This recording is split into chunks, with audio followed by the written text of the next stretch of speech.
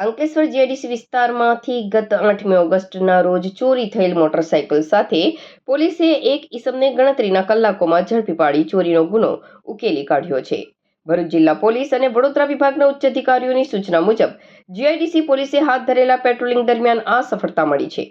બનાવની વિગતો અનુસાર ગત 8મી ઓગસ્ટ 2026ના રોજ બપોરે 11:30 થી 2 વાગ્યાના સમયગાળા દરમિયાન જીઆઈડીસી ખાતે આવેલ સરગમ એન્ટરપ્રાઇઝ કંપનીના ગેટ બહારથી રાકેશ રામકુમાર નામના વ્યક્તિની હીરો હોન્ડા કંપનીની સ્પ્લેન્ડર પ્લસ મોટરસાઇકલ ₹40,000ની ચોરી થઈ ગઈ હતી. જે અંગે તેમણે જીઆઈડીસી પોલીસ મથકે ફરિયાદ નોંધાવતા પોલીસે BNL કલમ 303(2) મુજબ ગુનો નોંધી આગળની તપાસ હાથ ધરી હતી.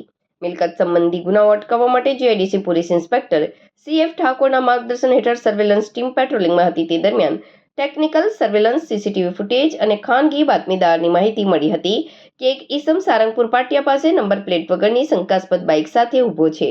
પોલીસે સ્થળ પર પહોંચી તેની પાસે ગાડીના કાગળો માંગતા તે ગલ્લા તલ્લા કરવા લાગ્યો હતો. પોલીસે કડક પૂછપરછ કરતા તેણે કબૂલ્યું હતું કે આ બાઇક અને 8 ઓગસ્ટે સરગમ એન્ટરપ્રાઇઝના ગેટ પાસેથી ચોરી કરી હોવાની કબૂલાત કરતા જ પોલીસે બાઇક સાથે રહેલા ઈસમ હૃદય નંદરામ રામનરેશ રામની ધરપકડ કરી હતી તેમજ તેમની પાસેથી ચોરી થયેલ હીરો હોન્ડા સ્પ્લેન્ડર પ્લસ કબજે કરી હતી.